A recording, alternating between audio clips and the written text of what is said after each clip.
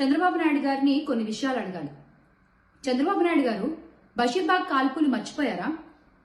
Current బిల్లులు ఛార్జీల గురించి మాట్లాడినందుకు, గొంతెత్తినందుకు అన్నదాతపై తుపాకీ ఎక్కుపెట్టింది మర్చిపోయారా? దేశానికి వెన్నుముక్కైనటువంటి రైతన్నపై బుల్లెట్లు దింపి హత్య చేసింది మర్చిపోయారా? నన్ను గుర్తు చేయమంటారా? రైతన్నలు సత్తెనపల్లి రామకృష్ణ, బాలస్వామి, విష్ణువర్ధన్ రెడ్డిలు మీ బుల్లెట్లకి అసువులు బాసింది నిజం కాదా? మర్చిపోయారా? అడ్డగోలుగా కరెంటు ఛార్జీలు పెంచేటువంటి ఈ క్రమంలో మీరు చేసినటువంటి అఘాయిత్యాలు ఈ రోజుకి బషీర్బాగ్ లోని అమరవీరుల స్తూపం గుర్తు చేస్తూనే ఉంటుంది. మళ్ళీ ఈ రోజున ఆంధ్రలో మీకు నచ్చినట్టు కరెంటు ఛార్జీలు పెంచడం, నచ్చినట్టు కరెంట్లు కట్ చేయడం, కరెంటు బిల్లులు చూస్తేనే షాక్ కొడుతున్నాయి అంటున్నారు ప్రజలు.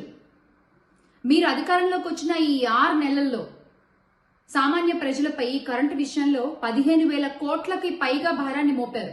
ఇది నిజం కాదా? 15,486.36 కోట్ల రూపాయలు గృహ వినియోగదారుడిపై మీరు మోపినటువంటి భారం ఇంకెంత భారాన్ని మోపుతారండి? దీన్ని ఖచ్చితంగా మీరు వెనక్కి తీసుకోవాలి. అలాగే ఎస్సీ ఎస్టీలకి 200 యూనిట్లు ఉచితంగా మీరు ఇవ్వాలి. దాన్ని కంటిన్యూ చేయాలి. మీరు ఎలాగో మీ సూపర్ 6 హామీలు గాలికి వదిలేశారు, కరెంటు తీగలపై ఆరేశారు. అందుకే ఈ రోజున వైఎస్ఆర్ కాంగ్రెస్ పార్టీ ప్రజాపక్షాన నిలబడి పోరాటం చేస్తోంది. డిసెంబర్ 27వ తారీఖున కరెంటు ఛార్జీల బాధులపై వైఎస్ఆర్ కాంగ్రెస్ పార్టీ చేపట్టేటువంటి ఈ పోరుబాటలో ప్రతి నియోజకవర్గంలోనూ విద్యుత్ కేంద్రాలయాల దగ్గరికి వెళ్లి సంబంధిత అధికారులకు వినతి పత్రాలు అందించి వైఎస్ఆర్ కాంగ్రెస్ పార్టీ పోరుబాటకు సిద్ధమవుతోంది. దీంట్లో ప్రతి ఒక్కళ్లు పాల్గొని దీన్ని విజయవంతం చేయాలని మనస్ఫూర్తిగా కోరుకుంటున్నాను. Make Andhra great again with Jagananna. మళ్లీ తిరిగి మన ఆంధ్ర రాష్ట్రాన్ని గొప్పగా మార్చుకుందాం జగనన్నతో. జై జగన్.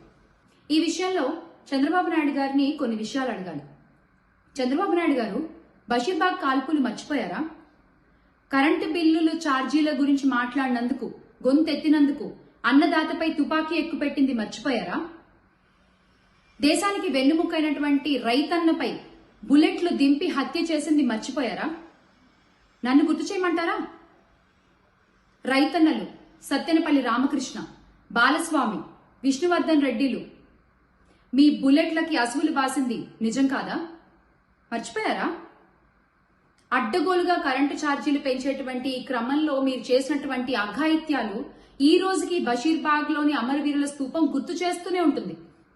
మళ్లీ ఈ రోజున ఆంధ్రలో మీకు నచ్చినట్టు కరెంటు ఛార్జీలు పెంచడం, నచ్చినట్టు కరెంట్లు కట్ చేయడం, కరెంటు బిల్లులు చూస్తేనే షాక్ కొడుతున్నాయి అంటున్నారు ప్రజలు.